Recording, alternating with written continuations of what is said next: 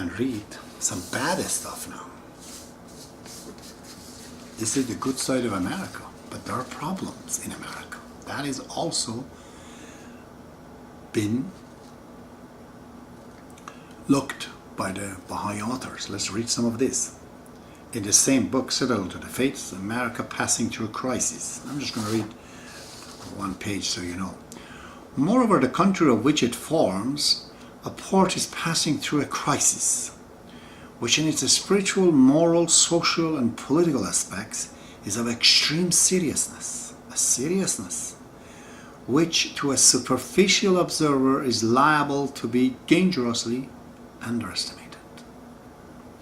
The steady and alarming deteriorations in the standard of morality is exemplified by the appalling increase of crime, by political corruptions and ever widening and ever higher circles, by the loosening of the sacred ties of marriage, by the inordinate craving for pleasures and diversions, and by the marked and progressive slackening of the parental control, is no doubt the most arresting and distressing aspect of the decline that has set in, and can be clearly perceived on the fortune of the entire nation. Parallel with this, and pervading all the departments of life and evil which the nation, and indeed all those within the capitalist system, though to a lesser degree, share with that state and its satellite, regarded as the sworn enemies of that system, is the crass materialism, which lays excessive and ever-increasing emphasis on the material well-being, forgetful of those things of the spirit on which alone a sure and a stable foundation can be laid for human society. It is the same cancerous materialism born originally in Europe, carried to excess in North America, American continent, contaminating the Asiatic peoples and the nations, spreading its ominous tentacles to the borders of Africa, and now invading its very heart, which Baha'u'llah in an equivocal and emphatic language denounced in his writings, comparing it to a devouring flame and regarding it as the chief factor in precipitating the dire ordeals and the world-shaking crises that must necessarily involve the burning of the cities and a spread of terror and consternation in the heart of men. Oh God. So, what do we do? Last night I spoke to the politicians in the United States of America. Please listen to that. And I brought some idea that it seems the lack of this spiritual side to us, which is inherently in the Americans and the people of the West. I have never seen a country like America or Canada to help people so much. A dog is lost in a village. The whole village is mechanized to go to find the dog.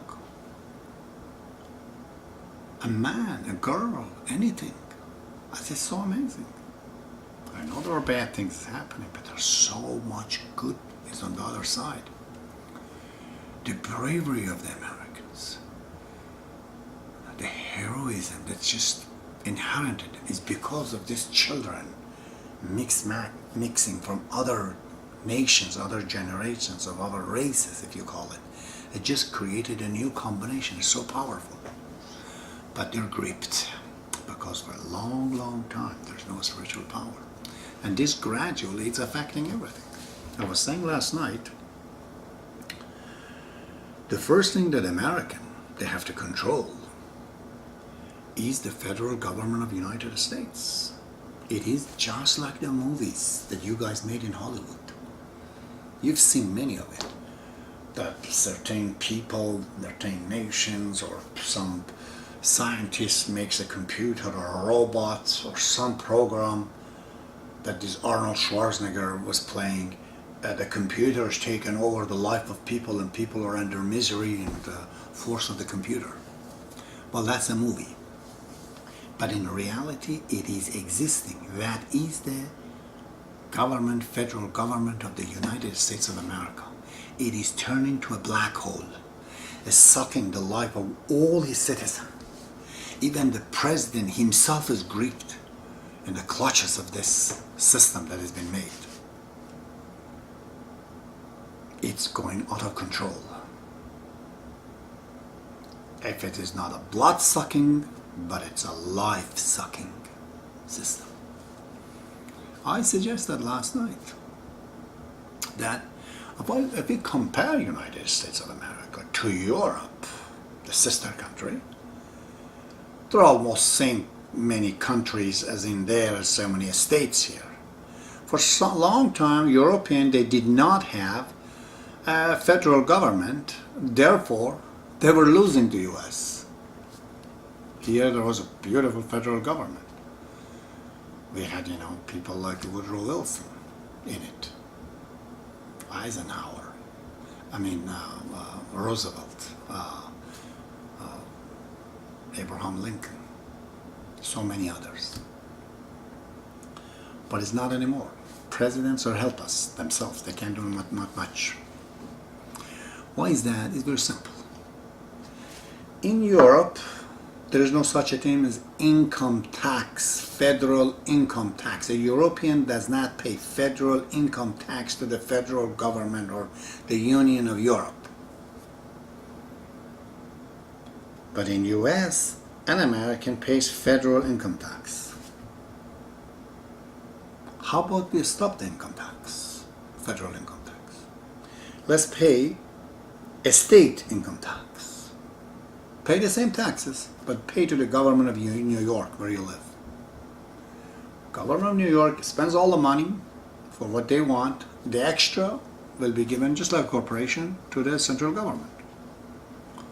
So the government of the US becomes a small one, a government of 50 other governments. You don't need a big office, just a room is enough.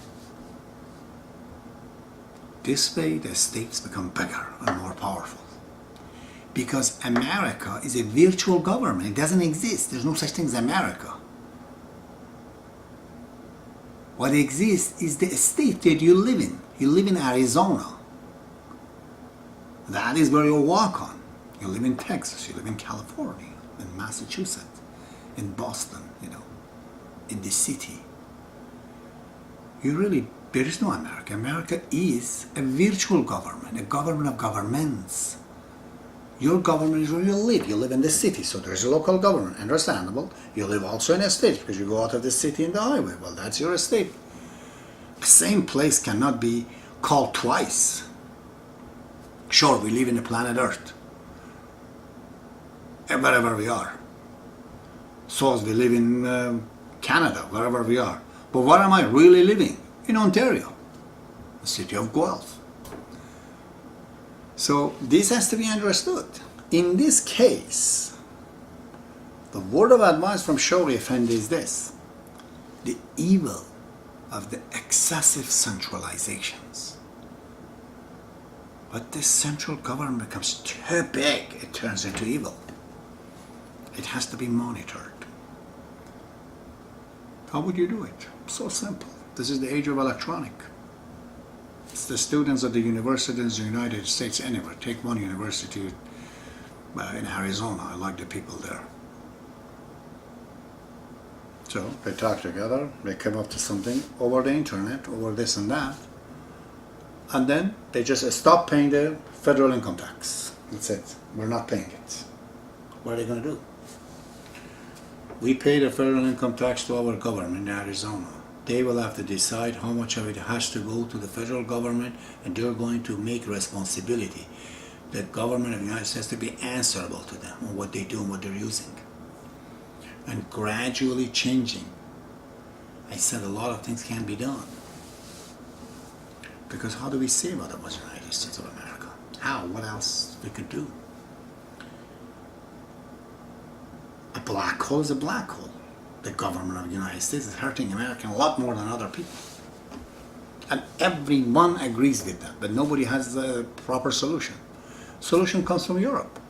People of Italy, they pay tax to the government of Italy.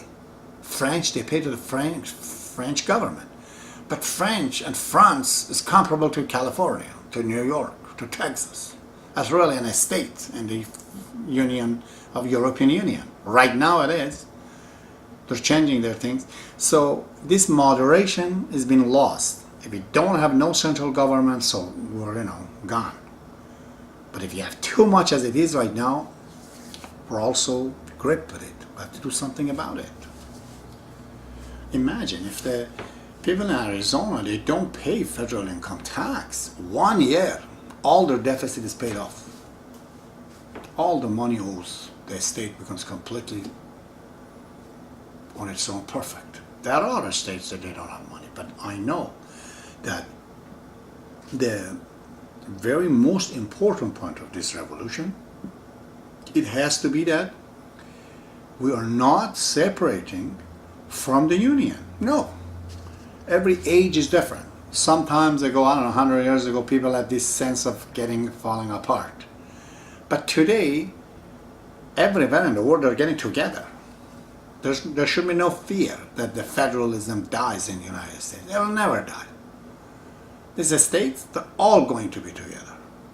Even Canada is with you. You are also with Canadian. With Australian and English too.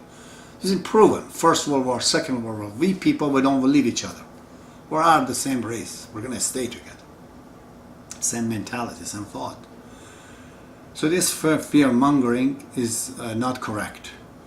I think these government of federations of the United States become too big. That's all I'm saying.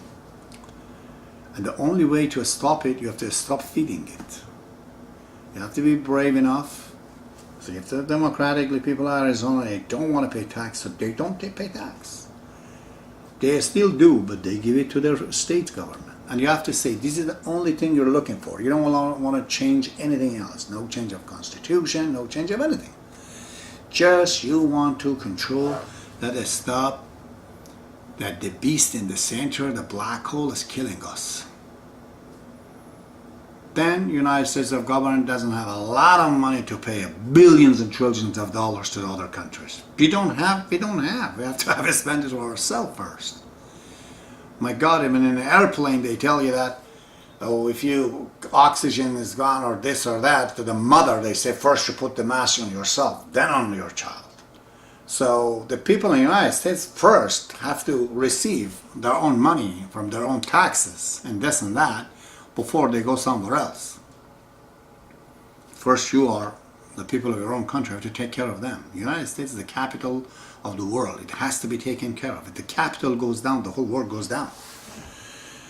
To defend the United States of America today is not a national issue anymore. It's a global matter. We all have to look for it, to save it, to keep it. I look at the world is already one globe, one government, and we have to look at our capital. The capital city, the capital country is United States. It has to be kept. But it has to be moderated. Well, as I said, my dear friends, listen to my talk as you listen to a friend. Because if you are trying to find out what the reason is and this and that and that, and then academically this is not right, my English is bad, sure, I agree to all of that. Then, don't pay attention. But if you like it, you hear it, talk to others about it. This is the last warning of God to you, dear people. If you don't do it, if you don't get this spiritual aspect of the Baha'i Faith into your life, there's going to be a problem. And at the end, I like to say this. Baha'i Faith is one organization. Not two, not three, not four. It's all one. The head office is elected by all the Baha'is of the world, is in Israel. It's called Universal House of Justice. Within a country, there is something called National Spiritual Assembly of that country. There is one in the United States, it's right on it.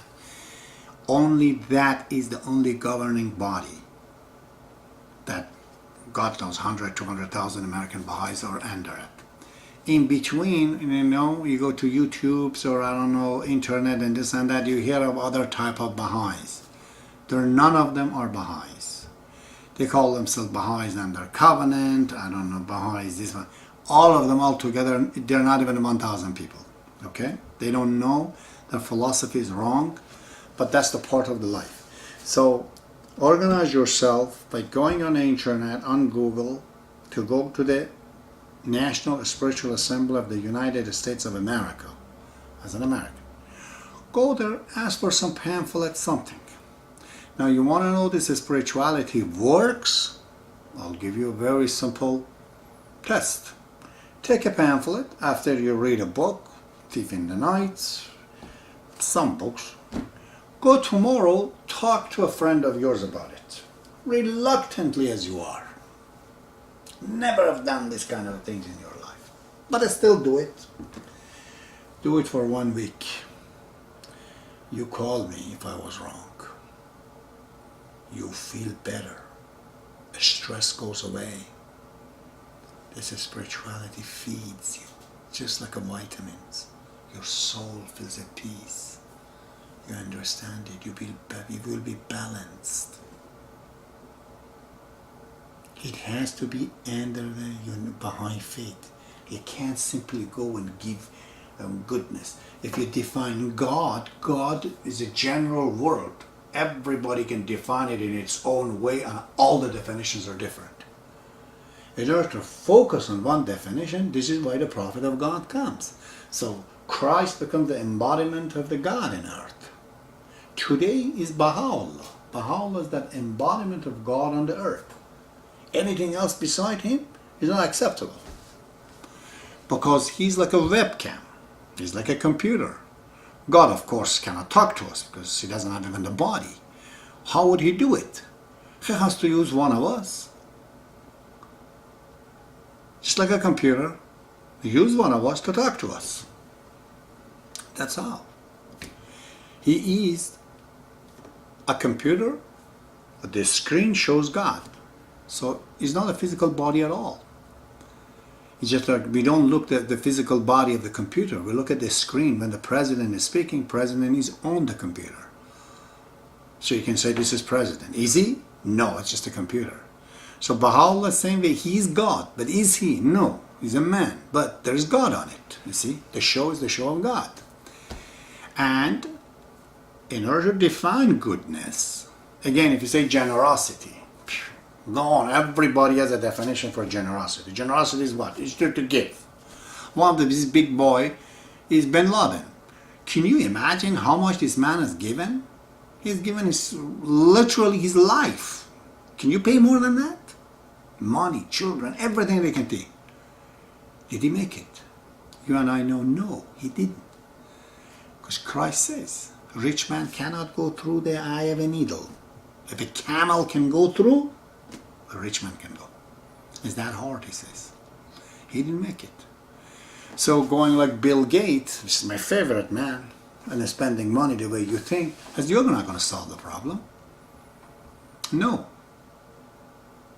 From one hand you're fixing, and from the other hand you're going. It's like throwing the money in a pocket with a hole in it. You keep throwing.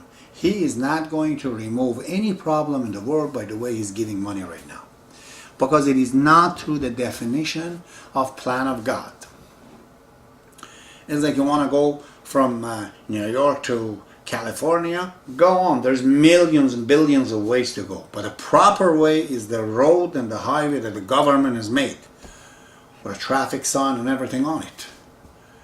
Baha'i Faith is that highway of God. You got to go onto it. Often we pay and we don't feel good. It's just like throwing the seed on a ground that cannot bear fruits. It's not a fertile ground. Action has to be defined by the faith of God. Those actions and those deeds that are in these videos, lots of them, as Baha'u'llah commands, if you do those, it's guaranteed to work. Guaranteed. By manufacturer of humanity that this thing works. If it doesn't, you come back at me and tell me that, Mr. Tamori, you are wrong. Okay? And I'm brave enough, man enough to tell you yes. But I'm 55, 18 years I went to the Baha'i Faith. Right now, 35 years, I'm into it. And I never found Baha'u'llah be wrong in one point. Always he was right. Always. Because he's looking at us from a different dimensions. We're human. He's more than human. Very well, time is very late. 1:24 now. I don't know how long I spoke.